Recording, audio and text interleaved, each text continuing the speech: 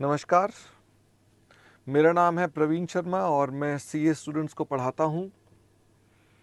ये वीडियो जो बनाया जा रहा है वो सीए स्टूडेंट्स ने जो मई 2022 के एग्ज़ामिनेशंस दिए थे और उनकी कॉपीज़ जो चेक हुई थी उसको लेकर के इस बार फिर से बहुत समस्याएं आई, उनके कंटेक्स्ट में ये वीडियो है। जैसा कि आप जानते हैं कि मई 2020 के स्टूडेंट्स ने रिज़ल्ट के बाद बहुत सारे बच्चों ने अपनी कॉपियां इंस्टीट्यूट से आरटीआई से निकलवाई और उन्होंने पाया कि उसके अंदर बहुत जगह पर जो उनको नंबर मिलने चाहिए थे वो नंबर नहीं मिले हुए हैं, या evaluation was not up to mark, जितने मिलने चाहिए थे उतने नहीं मिले, या ठीक सवाल का भी उन्होंने काटा लगा दिया और मार्क्स नहीं दिए। इसके ऊपर लेकर बहुत सारे स्टूडेंट्स ने मेरे पास अप्रोच किया, ईमेल्स की, अपनी कॉपियां भी मुझे भेजी। और खाली मुझे ही अप्रोच नहीं किया, ऐसे मैंने अभी चेक किया तो ऐसे 10 वीडियोस तो मुझे दिखाई दिए जो पिछले 2 दिन में ही बनाए गए हैं वेरियस टीचर्स के द्वारा अक्रॉस इंडिया, जिन्होंने इसी समस्या को हाईलाइट किया हुआ है। मैं उनके नाम भी पढ़ देता हूं ताकि आप उनके वीडियोस देखना चाहें तो देख भी सकते हैं, और उनके वीडियोस के अंदर मैं लिंक भी साथ में डिस्क्रिप्शन में भेजूंगा।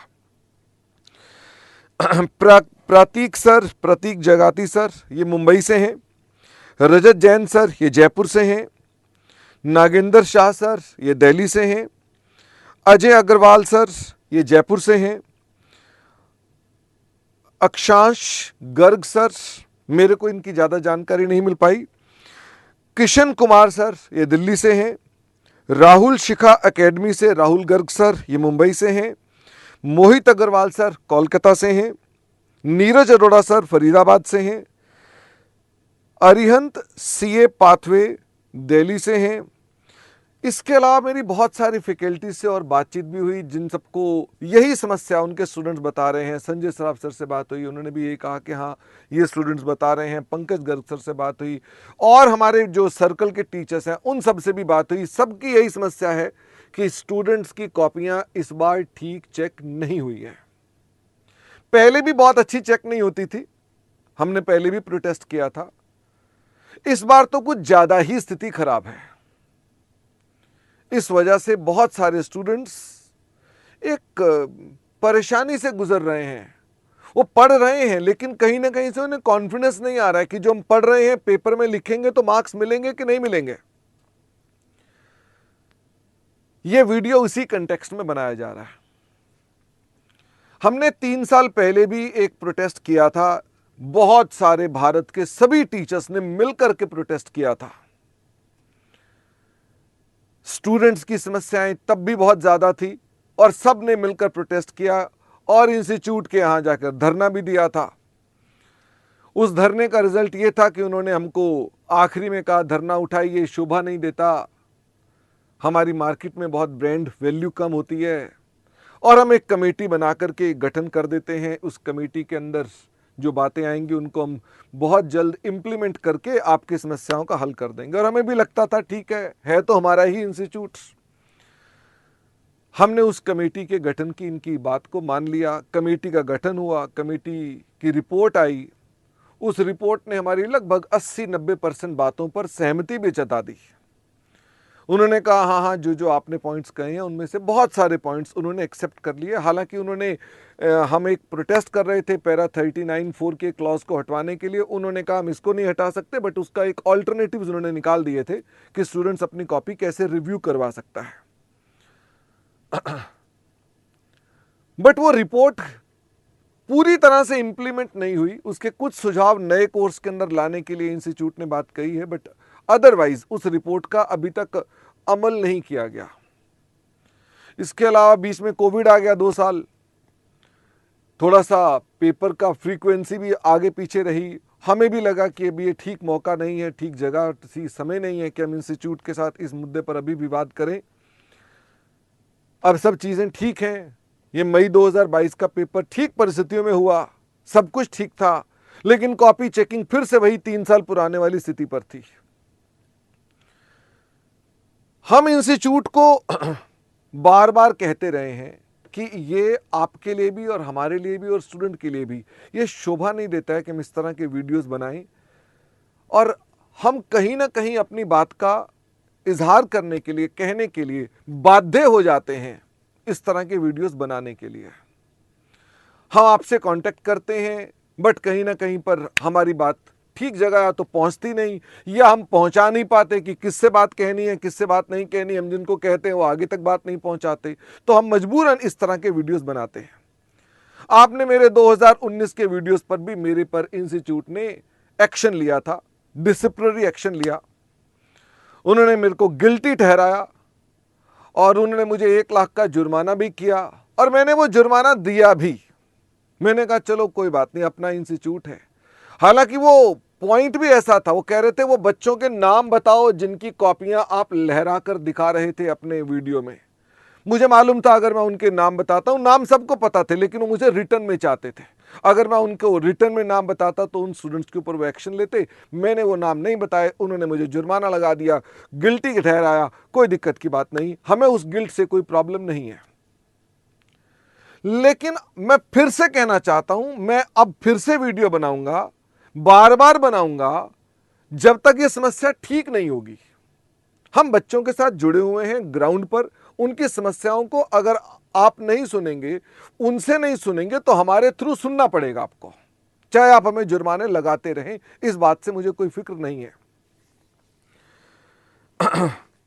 मैं आपको फिर से कुछ बातें बड़ी स्पष्टता से कहना चाहता हूं।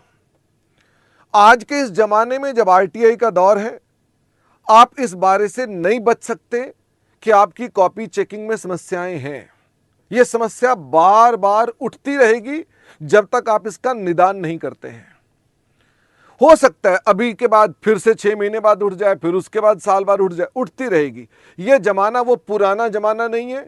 इस बात को बिल्कुल खुले दिमाग से सुनिए। मैं इंस्टीट्यूट से कह रहा हूं, खुले दिमाग से सुनिए कि यह नहीं होगा अब कि जैसे 50 साल पहले चलता रहा वो अब भी चलता रहेगा। पहले तो एक व्यक्ति मान लो, जो मेरे को मालूम है बहुत सारे लोग कहेंगे कि शर्मा जी आप ये वीडियो ना बनाया करें, इससे प्रोफेशन की हानि होती है। और वो प्रैक्टिसिंग चार्टर्ड अकाउंटेंट और बाकी सीएस भी हो सकते हैं, उनमें से कुछ लोग हो सकता है 4-4 5-5 बार अटेम्प्ट के अंदर पास हुए हों। मैं उन्हें भी कहना चाहता हूं कि आपके जमाने में भी ये पेपर गलत चेक होते थे। वो जो 4 अटेम्प्ट पहले आपकी बारी में भी लगे ना, उनमें से 2 अटेम्प्ट इंस्टीट्यूट के जिम्मे के हैं। इसलिए ऐसा ना समझ लें कि जो ये मुद्दा हम आजकल बार बार उठाते हैं, ये मुद्दा आज ही था पहले भी। आरटीआई से ये स्पष्टता से दिखना शुरू हो गया है और कुछ नहीं हुआ इसके अंदर। मैं अपने इश्यूज को फिर से क्लियर बताना चाहता हूं कि हमारे को क्या परेशानी है। मैं आज कोई किसी बच्चे की कॉपी लहराऊंगा नहीं, क्योंकि स्टूडेंट्स को आपने बहुत डरा रखा है। वो हमें कॉपी दे रहे हैं पर वो हमें कह रहे हैं कृपा करके कॉपी को बाहर मत भेजिएगा। मैं इसलिए उन बातों का क्रक्स आपके सामने लाना चाहता हूं कि क्या इश्यूज हैं। आप ध्यान से खुले दिमाग से सुनिए। मैं आपको उसके सुझाव भी देने का प्रयास करूंगा कि इन समस्याओं का यह पॉसिबल हल हो सकता है, तो कहीं ना कहीं शायद हम सब बेहतर बना सकते हैं अपने प्रोफेशन को। सबसे पहली बात तो आती है कि साहब ये बताएं कि सजेस्टेड आंसर्स जो हैं आपके, क्या इन्हीं से पेपर चेक होते हैं या कोई और मार्किंग स्कीम आपकी होती है जिस पर पेपर चेक होते हैं? मुझे मालूम है कोई और मार्किंग स्कीम है जिससे पेपर चेक होते हैं। तो ये सजेस्टेड आंसर तो बहुत बड़ा स्कैम है। इससे तो पेपर ही चेक नहीं होते, पर बच्चे को आप कहते हैं इससे तैयारी करो। बच्चा उसी को आंसर को जो आपके सजेस्टेड में लिखता है वही लिखकर आता है, पेपर चेक उससे होता ही नहीं है। क्यों जारी करते हैं सजेस्टेड आंसर? आप मार्किंग स्कीम जारी करिए। ये हमने तब भी आपसे कहा था कि आप हमारी इस मांग को मानिए कि सजेस्टेड आंसर जो है मार्किंग स्कीम वाले आने चाहिए। और आपकी कमेटी ने ये मान भी लिया था पॉइंट्स। आपकी कमेटी की रिपोर्ट में मेंशन्ड है ये कि हाँ हम मार्किंग स्कीम देंगे, फिर भी मार्किंग स्कीम इंप्लीमेंट नहीं कर रहे आप लोग। क्यों नहीं दे रहे बच्चे को मार्किंग स्कीम जिस पर पेपर चेक होते हैं? क्योंकि आप डरते हैं, आपका कॉन्फिडेंस नहीं है इस बात को लेकर। आपको लगता है हमारी जो समस्याएं हैं और पारदर्शी तरीके से दिख जाएंगी। आप इतने कॉन्फिडेंस लूज कर चुके हैं, अपनी एग्जामिनेशन पद्धति के ऊपर कि आप कौन जो सजेस्टेड निकालते भी हैं उसका नाम पहले तो सजेस्टेड है, आप उस पर दावा ही नहीं करना चाहते कि ये ठीक है कि नहीं है। और नंबर 2, इतना लेट निकालते हैं ताकि कोई मिलान ना कर सके। मुझे यह समझ में नहीं आता सजेस्टेड की क्या, आपकी सोच क्या कहती है इसके ऊपर। बच्चे ने पेपर दिया है तो उसका बताओ ना कि उसका सजेस्टेड आंसर जो मार्किंग स्कीम में हुआ था ये था, इस पर पेपर चेक किया है हमने, आपके नंबर इसलिए नहीं आए या इसलिए आए हैं, आप बताइए। पर सबसे पहला इशू हमारा यही है कि आपका जो सजेस्टेड है वो बहुत लेट आता है और वो नहीं होता जो मार्किंग स्कीम वाला होता है। फिर भी आपको हम कहते हैं कि आप हमें साहब सजेस्टेड अलग दे दो, मार्किंग स्कीम अलग दे दो, कोई बात नहीं। हो सकता है मार्किंग स्कीम के बाद भी आपको लगता हो कि मार्किंग स्कीम में कई ऑल्टरनेटिव आंसर्स होते हैं, आप उनमें से सजेस्टेड पिक करके हमें दे दो तो कोई दिक्कत नहीं है। बट आप ऐसा नहीं करते, आप खाली सजेस्टेड देते हैं, मार्किंग स्कीम देते ही नहीं। जिस पर बेस्ड आपने पेपर चेक किया वो देते ही नहीं अपने पास आप। स्टूडेंट्स को इस वजह से बहुत सामना करना पड़ता है समस्याओं का। अब क्या चेकिंग की समस्याएं हैं, मैं उन समस्याओं की एक लिस्ट बनाकर बैठा हूं। एक समस्या तो यह है कि आंसर करेक्ट है पर मार्क्स नहीं मिले बच्चे को। वो आंसर करेक्ट है ये कैसे पता चला, वो स्टडी मटेरियल से मैच कर रहा है, आप ही का स्टडी मटेरियल से मैच कर रहा है, वो आप ही के आरटीपी से मैच कर रहा है, वो आप ही के एमटीपी से मैच कर रहा है, वो आप ही के सजेस्टेड आंसर से मैच कर रहा है, पर मार्क्स नहीं दे रहे हैं, उस पर 0 मार्क्स है। एक तो यह समस्या है साहब कि यह हमको आज तक समझ में नहीं आया कि पेपर चेक करने वाला क्या सोच रहा है कि ठीक जवाब का भी वो 0 आंसर दे रहा है या बहुत कम आंसर दे रहा, मार्क्स दे रहा है वो। दूसरी समस्या, आप आईसीआई से कह रहा हूं, आप चार्टर्ड अकाउंटेंट हैं, क्या राउंड ऑफ पर नंबर काट लेंगे? आपने 3 डिजिट पे राउंड ऑफ किया, मेरे बच्चे ने 4 डिजिट पे राउंड किया, वो ज्यादा वो पॉइंट के बाद 4 पॉइंट्स तक जा रहा है, उसका ज्यादा एक्यूरेट आंसर है और आप उसे काटा लगा देते हैं क्योंकि आपने उसे 2 डिजिट तक राउंड ऑफ किया था, आपने उसका आंसर कहा नहीं भाई मैं तो इतनी वैल्यू। जो भी आपके पेपर्स हैं जिनमें प्रेजेंट वैल्यूज हैं, चाहे वो एफआर का पेपर है चाहे वो एसएफएम का पेपर है, इन 2 पेपरों में ये बहुतायत समस्या है। हर जगह प्रेजेंट वैल्यूज निकालनी पड़ रही हैं। किसी जगह आप 3 डिजिट पर राउंड ऑफ कर रहे हैं, कहीं आप 2 डिजिट पे कर रहे हैं, कहीं आप 1 डिजिट पे कर रहे हैं। और बच्चे ने जिस पर कर दिया, हम क्लास में उनको कहते रहते हैं भाई 3 डिजिट ले लो, 3 ले लो, 2 मत लो, 2 मत लो। बच्चा फिर भी 3 लेता है और आप नंबर काट देते हैं क्योंकि आपने 2 पे राउंड ऑफ कर रखा है। यह क्या मतलब हुआ उसका? क्योंकि आपके पेपर चेकर जो हैं वो मक्खी पे मक्खी मारते हैं। उन्होंने 2 डिजिट देखनी है, 2 से मिलान करना है, बस वो 3 देखते ही कह देंगे गलत है। क्या कमाल की बात है, 3 डिजिट वाले को कह देंगे गलत है। अब ये कैसे, मैं कॉपियां दिखा सकता हूं आपको, लेकिन वही प्रॉब्लम है ना कि बच्चे का कॉन्फिडेंस पीछे लूज हो रहा है। वो कह रहा है सर मेरी कॉपी दिखाएंगे तो कहीं मेरे पे एक्शन हो जाएगा। मैं उस मुद्दे पर भी आऊंगा लौट करके। राउंड ऑफ कर रहे हैं प्रैक्टिकल सवाल में और आप कह रहे हैं गलत है क्योंकि वो राउंड ऑफ नहीं किया जो हमने सोचा था। कभी आप भी 3 पे राउंड ऑफ कर देते हैं, कभी आप भी राउंड ऑफ 4 पे कर देते हैं। आपके अंदर भी कोई समानता नहीं है, अपने आप स्टडी मटेरियल में और अपने पेपर्स में देखें, कोई समानता नहीं। कभी आप राउंड ऑफ 3 पे करते हैं, कभी 4 पे करते हैं। इसके अलावा चेकिंग का तीसरा इशू, आपके सवालों में इनकंप्लीट इंफॉर्मेशन होती है। कई क्वेश्चंस में इनकंप्लीट इंफॉर्मेशन होती है, मिसिंग इंफॉर्मेशन होती है, जिससे वो सवाल सॉल्व करने से पहले हमें कोई अजम्पशन लगानी पड़ती है। टैक्स का रेट ही मिसिंग है क्वेश्चन के अंदर, टैक्स का रेट ही नहीं है और टैक्स को कंसीडर करना है। बच्चे ने ले लिया मान लो 35%, सजेस्टेड ने ले लिया 30%, तो 35% वाला गलत हो गया। अब बच्चे को क्या पता कि आपने क्या फिगर ले रखी है, आप किस फिगर पे चेक करेंगे। उसने 30% ले लिया क्योंकि आपकी स्टडी मटेरियल के 90% क्वेश्चन 30% पर हैं। यह बड़ी समस्या हो गई कि अजम्पशन बच्चा कोई भी लगाएगा क्योंकि आपका सवाल इनकंप्लीट है, उसे सवाल पूरा करना पड़ता है पहले। तो वो आपका काम भी वही कर रहा है, जो इनकंप्लीट क्वेश्चन है उसमें अपनी अजम्पशन लगा रहा है और फिर उसके बाद भी आप नंबर काट देते हैं उसके। एक केस में तो बड़ी विचित्र बात हुई, अकाउंट्स के पेपर की बात कर रहा हूं। हम स्टूडेंट को जनरल एंट्री बताते हैं डलवाने की, हम बोलते हैं bank account debit to share application and allotments. फिर दूसरी एंट्री डलवाते हैं share application and allotment account debit to share capital. Intermediate के एक बच्चे ने यह एंट्री डाली, पर सजेस्टेड में एंट्री डली bank account debit to share capital, मतलब दो एंट्रीज को उन्होंने कंबाइन कर दिया। कोई गलत नहीं है, इंस्टीट्यूट का भी आंसर ठीक मानूंगा मैं तो कि उन्होंने कंबाइन कर दिया। मेरे बच्चे ने दोनों एंट्रीज को अलग अलग कर लिया। टेक्निकली मेरा बच्चा करेक्ट है क्योंकि दोनों की डेट अलग अलग होती है। बैंक में पैसा अलग दिन आता है, अलॉटमेंट का डेट अलग होती है, पर उसके नंबर काट दिए गए। उन्होंने कहा ये गलत है। क्यों? क्योंकि तुमने bank account debit to share capital नहीं लिखा, तुमने bank account debit to application और application account debit to capital लिख दिया। यह कारण है गलत करने का, क्योंकि आप कह रहे हैं गलत। वो मक्खी पे मक्खी मारते हैं आपके पेपर चेकर। उनको जो प्रिंट करके दे दिया जाता है कि यह ठीक है, बस उनके हिसाब से इस दुनिया में सिर्फ वही ठीक है, बाकी सब गलत है। यह कैसी बात है? हम प्रोफेशनल एग्जाम में अभी तक यह नहीं समझा पाए अपने पेपर चेकर को कि जो लिखा है उसके अलावा भी चीजें ठीक हो सकती हैं। थोड़ा आईक्यू लगाओ। और आपके मार्किंग स्कीम में इतनी छोटी छोटी बातों के अल्टरनेटिव नहीं लिखे जाते। मैंने आपकी मार्किंग स्कीम को देखता हूं, मुझे मालूम है सब उसके अंदर।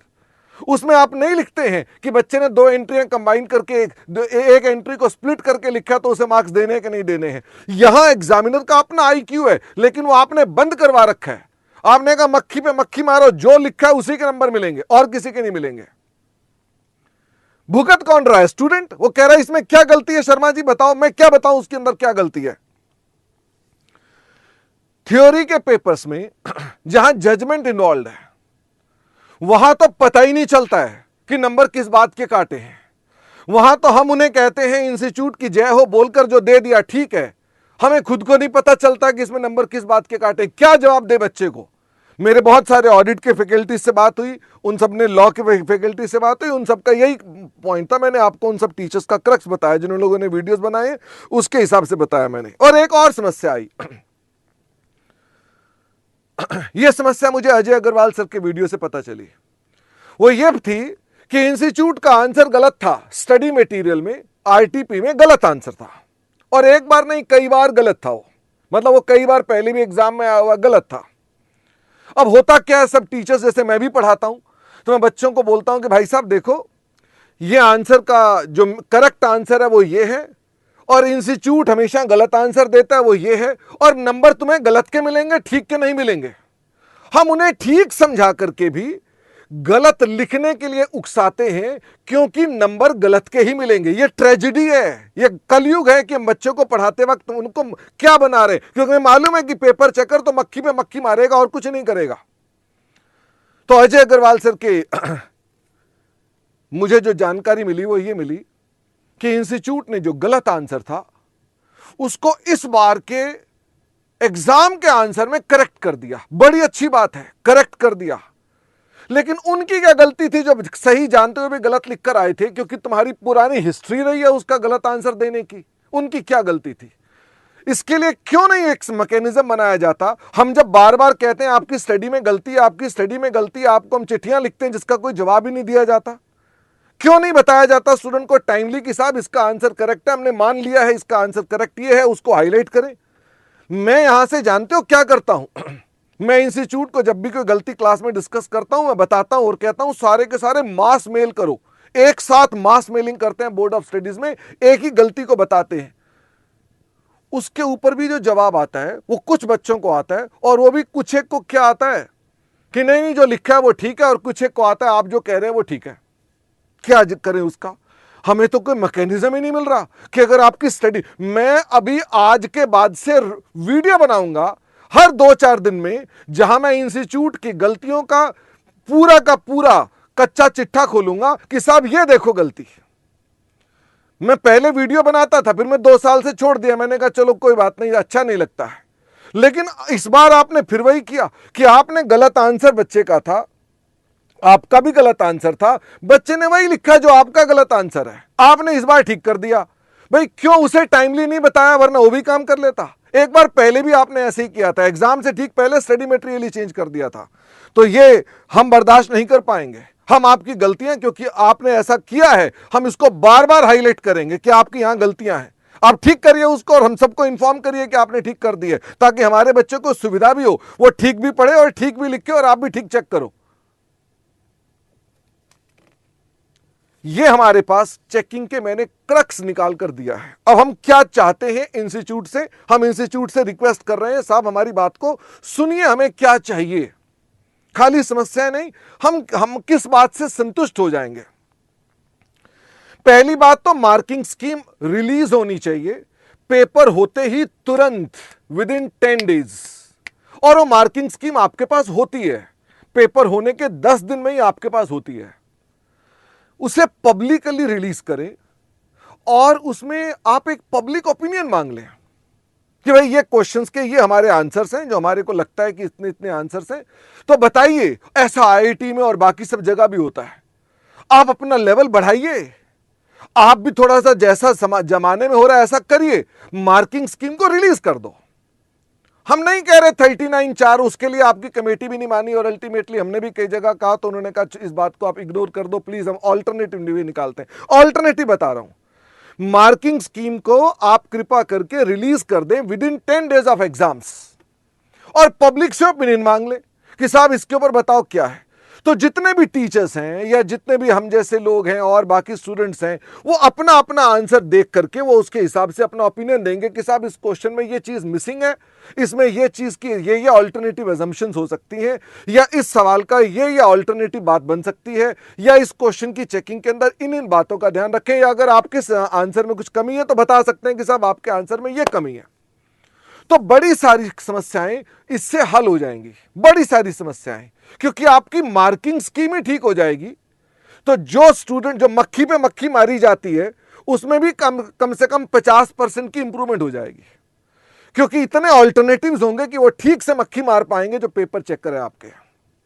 एक तो हम ये चाहते हैं कि अपने पास आप हमको समय के साथ मार्किंग स्कीम दें, और फिर बाद में उसी मार्किंग स्कीम में चूंकि बड़े ऑल्टरनेटिव्स होंगे, उन पर बेस्ड आप सजेस्टेड आंसर बनाएं जिसमें करेक्ट क्वेश्चंस हो। बेशक क्वेश्चन चेंज कर दें, मार्किंग स्कीम में ओरिजिनल क्वेश्चंस रखें, ओरिजिनल आंसर्स के ऑल्टरनेटिव दें, फिर आप सजेस्टेड निकालें कि ये हमारा प्रॉपर क्वेश्चन होना चाहिए था और ये उसका प्रॉपर आंसर होना चाहिए था। सिर्फ एक आंसर पर वापस सजेस्टेड में लाओ, वो सजेस्टेड बेशक आप पेपर से महीना पहले भी लाओगे तो कोई दिक्कत नहीं है हमको उसके अंदर। इसके अलावा अपने पेपर चेकर को कृपा करके संवेदनशील बनाएं। उन्हें कहें कि साहब बिल्कुल मक्खी पे मक्खी ना मारे। अगर जनरल एंट्री पढ़ रहे हैं, bank account debit to share capital institute कहता है और बच्चे ने बैंक टू शेयर एप्लीकेशन और एप्लीकेशन टू कैपिटल लिखा है, तो मान लें कि ये ठीक है। पेपर चेक करने वाले चार्टर्ड अकाउंटेंट है, वो इतना समझते हैं कि इसमें कोई दिक्कत नहीं है। उनको इतना संवेदनशील करें कि इससे किसी बच्चे का कैरियर में फर्क पड़ सकता है, उसका हौसला गिर सकता है अननेसेसरीली। उसे लगेगा कि शायद मैं कर नहीं सकता। तो आप हमारे देश का रिसोर्स वेस्ट कर रहे हैं, हमारा देश का ह्यूमन रिसोर्स वेस्ट कर रहे हैं जब आप उस बच्चे को फेल कर देते हैं जो फेल होने लायक नहीं था। इसके अलावा स्टूडेंट्स की कॉपी में जो गलतियां हैं, अगर मान लो अभी भी कोई स्टूडेंट कहता है मेरी कॉपी में गलतियां हैं, तो उसका एक रिव्यूअल प्रोसेस बनाएं। आप कहें ठीक है साहब, इसके अंदर अपनी कॉपी को आप भेज दो, आप रिव्यू करके उसको बता दें कि साहब देखो तुम्हें ये जगह इंप्रूवमेंट और करनी चाहिए। बेशक 39(4) के चक्कर में ना पड़े, लेकिन आप एक रिव्यूअल प्रोसेस तो बनाओ। कॉपी बच्चे से लेकर, बच्चा हमारे पास आ रहा है, उसे समझ रहा है कि रिव्यूअल प्रोसेस शर्मा जी हैं, इनके पास कॉपी भेजूंगा तो बताओ, वो मुझसे पूछ रहा है शर्मा जी बताओ कॉपी में मेरे को क्या इंप्रूवमेंट करनी चाहिए। मैं कोई अथॉरिटी नहीं हूं इसके अंदर, मैं क्या बताऊं बच्चे को। मैं कहूंगा साहब स्टडी से मैच कर रहा है, मैं तो यही कह सकता हूं, बाकी नंबर नहीं दिए तो मैं क्या करूं। तो आप कृपा करके जिम्मेवारी लें, ये आपका जिम्मा है रिव्यू कराने का, मेरा जिम्मा नहीं है, आपका जिम्मा है ये। तो ये मेरी तीसरी मांग थी कि भाई हमारे पास एक रिव्यूअल प्रोसेस होना चाहिए। इसके अलावा जो हमारी स्टडी में, आरटीपी में, एमटीपी में मिस्टेक्स हैं, कृपा करके उन्हें जल्द से जल्द ठीक करें। जितनी भी समस्याएं टीचर्स लोग बताते हैं, स्टूडेंट लोग बताते हैं, कृपा करके उनको पब्लिकली एक्नॉलेज करके ठीक करें। अगर एक बच्चे को आप कह भी देंगे कि हाँ तुम्हारी बात ठीक है, यह आंसर इसका बदलना चाहिए, तो बाकी को कैसे पता चलेगा कि आपने इसका आंसर ठीक कर लिया है। पब्लिकली उसका कॉरिजेंडम निकालें कि साहब हमको लगता है कि इन क्वेश्चंस के अंदर हमने करेक्शंस किए हैं इनके आंसर्स की, ताकि स्टूडेंट भी अपने पास उन करेक्शंस को अपडेट कर सके, इनकॉर्पोरेट कर सके। और एक और अंतिम हमारी जो मांग समझ लो, वो ये कि आप स्टूडेंट से डिक्लेरेशन लेते हैं कि तुम अपनी कॉपी किसी को दिखाओगे नहीं। बच्चा कॉपी मुझे दिखा रहा है, पकड़ के दिखाओ मेरी गर्दन और कहो कि बताओ बच्चे का नाम। मेरे पास कॉपियां हैं, कम से कम 150 कॉपियां हैं, नहीं बता रहा आपको नाम, पर 150 बच्चों ने मुझे डिक्लेरेशन आपको देने के बाद ही मुझे कॉपी दिखाई है, और ये वीडियो उसी का एक गुस्सा है। मुझ पे 1 लाख का फिर जुर्माना लगा दो अगर लगाना है, कॉपियां हैं मेरे पास 150, रेड कराओ और निकल आएंगी मेरे पास कॉपियां। क्यों ले रहे हो डिक्लेरेशन? कॉन्फिडेंस नहीं है ना, डर रहे हो अंदर से कि हाँ ये शर्मा जी को या किसी और टीचर को कॉपी दिखाएगा तो गलत हो जाएगा। ये उसी में ही लगा रहे कि हाँ पता नहीं क्या है, पता नहीं क्या, उसी सस्पेंस में उसका अगला अटेम्प्ट आ जाए। किस बात की डिक्लेरेशन? ये डिक्लेरेशन आपकी कमजोरी जाहिर करता है। आप कमजोर हैं इसलिए डिक्लेरेशन लेते हैं कि किसी को दिखाइएगा मत। अगर आपके सिस्टम, आप बोलते हैं वर्ल्ड क्लास सिस्टम है, रोबस्ट सिस्टम है, मत कीजिए। शर्म आती है इनके ऊपर, इन शब्दों को सुनकर के शर्म आती है कि ये वर्ल्ड क्लास है और ये रोबस्ट सिस्टम है ये जिनको आप बोलते हैं, और आप डिक्लेरेशन ले रहे हैं कि कृपा करें किसी को कॉपी दिखाना मत अपने पास। ये हटाएं ये डिक्लेरेशन का सिस्टम। यदि आप हमारी इन बातों को नहीं पूरा कर पाते तो हम फिर से प्रोटेस्ट के लिए बैठेंगे। अभी नहीं बैठ रहे, अगले एग्जाम के अंदर भी अगर ये समस्याएं रही तो मैं फिर से आपके दरवाजे पे भूख हड़ताल करने वाला हूं। इसलिए ये मत समझ लीजिएगा कि हाँ चलो ठीक है, एक वीडियो बना दिया तो ठीक है, अब कोविड के बाद 2 साल का गैप रहा, पर हम इसको छोड़ नहीं देंगे, युद्ध खत्म नहीं होगा हमारा। बट हम फिर भी कह रहे हैं इस बार एग्जाम्स बिल्कुल सर पर हैं, और अभी इंस्टीट्यूट भी हो सकता है ठीक से भी वो चीज़ों को कोविड के बाद ठीक कर रहा हो, तो हम मान रहे हैं कि आप अगले बार पेपर चेकिंग में ऐसी गड़बड़ें ना होने दें, मार्किंग स्कीम को लागू करें, टाइमली उसके अंदर उसको रिलीज करें, मिस्टेक्स को रेक्टिफाई करें। ये चीज़ें आपको करनी शोभा देती हैं। मुझे गिल्टी करने से कुछ ना होगा या किसी और को गिल्टी करने से कुछ ना होगा। ये चीज़ें करें जो होनी चाहिए आपके द्वारा। अंत में मैं अपने स्टूडेंट्स को और अपने fellow faculty members across India, मैं बहुतों को जानता हूं, बहुतों को नहीं भी जानता हूं, मैं उन सबको एड्रेस करना चाहता हूं। स्टूडेंट्स को तो पहली बात यह है कि भाई साहब नवंबर 2022 के एग्जाम की तैयारी करो, दिमाग मत लगाओ। चाहे पिछला रिजल्ट कैसा भी रहा, किसी की भी गलती रही, आप चुपचाप पेपर की तैयारी करो। तो जिन जिन बच्चों के नवंबर 2022 के एग्जाम्स हैं वो इतना सा काम करें। अगर थोड़ा सा टाइम मिले तो हमने अपनी मांगों को फिर से एक मेमोरेंडम में एक ज्ञापन बना दिया है। इसको हम पीडीएफ इसका साथ में डिस्क्रिप्शन में डाल देंगे, आप इसको डाउनलोड कर लीजिएगा। इसमें आप अपना नाम, अगर डरते हो अपना नाम डालने से क्योंकि आपको डरा दिया गया है, अपने भाई का नाम, अपने माता पिता का नाम, उनकी मेल से आप मेल कर दो। हम मास मेलिंग करेंगे इंस्टीट्यूट की काउंसिल को और कहेंगे प्रेसिडेंट साहब, वाइस प्रेसिडेंट साहब और बाकी काउंसिल के और एग्जामिनेशन कमेटी के सदस्यों, कृपा करके हमारी बात सुनो। हम बेवकूफ नहीं हैं, हम हवा में बातें नहीं कर रहे, ये समस्याएं हमारी जेन्युइन हैं, हम वाकई परेशान हैं, आप कृपा करके इसे ठीक करिए। जो मेरे फेलो फैकल्टी मेंबर्स हैं, मैं उनसे रिक्वेस्ट करूंगा कि इस ज्ञापन में वो और भी जो दुरुस्तता करना चाहें और उनको लगता है नहीं ये और सुझाव हैं, ये हटा दो, ये लगा दो, इसको दुरुस्त करें और इस ज्ञापन को लेकर के इंस्टीट्यूट के डाक काउंटर पर जा करके देकर आए, मेल ना करें। जो हमारे फैकल्टी मेंबर्स हैं जाए इंस्टीट्यूट के ऑफिस में, मैं भी जाऊंगा और उसके बाद उस ज्ञापन को वहां देकर आए। हम जब ये सभी लोग इंस्टीट्यूट को चिट्ठी लिखेंगे, मेरे एक वीडियो से कुछ ना होगा, हम सब मिलकर के एक टीम के रूप में काम कर सकते हैं। मैं अकेला कुछ नहीं हूं, मैं आप सब स्टूडेंट्स और सब फैकल्टीज के साथ मिलकर के फिर से इंस्टीट्यूट को हम मास मेलिंग के द्वारा, डाक के द्वारा उन्हें सचेत कर सकते हैं कि साहब हम चुप ना बैठने वाले लोग हैं, हम वापस आएंगे अगर आप हमारे साथ जाति करेंगे तो। और जब आप इंस्टीट्यूट के डाक काउंटर पर यह ज्ञापन देकर आए, सभी फेलो फैकल्टीज से, टीचर से मैं कह रहा हूं, आप उसका ज्ञापन देने के बाद अपना एक छोटा सा वीडियो बनाएं, उसे ट्विटर पे डालें, इंस्टीट्यूट को साथ में डालें, टैग करें उनको, ताकि इंस्टीट्यूट को भी पता चले हम उनके साथ कम्युनिकेट कर रहे हैं, पर मास लेवल पर। मैं चाहता हूं ये इसी हफ्ते के अंदर हम अगर सब करते हैं तो एक हफ्ते के अंदर इंस्टीट्यूट को इतनी जगह से ये मैसेज मिले कि उनको पता चल जाए कि हाँ, हमें कुछ ना कुछ तो करना होगा, अन्यथा ये फिर से ना आ जाए कहीं। तो मैं आपसे, ये इंस्टीट्यूट जी कोई धमकी नहीं है, ये प्रेम भरा संदेश था मेरा आपको कि आप कृपा करके हमारी बातों को सुनो, समझो, और आप उस पर जो हमारे लिए कर सकते हो कृपा करके अपने पास करें। इसके अलावा मैं अपनी फेलो फैकल्टीज मेंबर से एक बात और कहूंगा, इंस्टीट्यूट के स्टडी मटेरियल एमटीपी आरटीपी में कहीं भी गलती पाते हैं उसका वीडियो बनाएं और बोर्ड ऑफ स्टडीज को भेजें। उन्हें बोलें कि साहब इसकी दुरुस्त करें, और जब वो उसके ऊपर दुरुस्त कर दें उसके बाद उसे कॉरिजेंडम में भी डलवाएं, ताकि स्टूडेंट्स को, सभी जो हमसे नहीं पढ़ते हैं, उन्हें भी पता चले कि इस सवाल के जवाब को उन्होंने चेंज कर दिया है। मैं बहुत जल्द अपने वो उन वीडियोस के साथ मिलूंगा जहां पर इंस्टीट्यूट की गलतियां हैं, मैं आपको उनकी करेक्शंस के लिए उन वीडियोस पर मिलूंगा। इसके अलावा जिस दिन मैं ज्ञापन देने जाऊंगा, ज्यादा भीड़ इकट्ठी नहीं करनी है, 20-25 लोग हम लोग जाएंगे और जाकर के इंस्टीट्यूट को ज्ञापन देकर आएंगे। ज्ञापन यानी मेमोरेंडम देकर आएंगे, और उसके बाद मैं भी उसे ट्विटर पे डालूंगा, और आप सब भी जहां जहां अपना जो शेयर दे सकते हो इसके ऊपर आप ईमेल करें, इंस्टीट्यूट में जाकर डाक पर काउंटर पर देकर आए। बट डेफिनेटली हमको ये करना पड़ेगा, हम तभी अपनी इस समस्याओं का हल कर सकते हैं। इन बातों को सुनने के लिए बहुत बहुत धन्यवाद।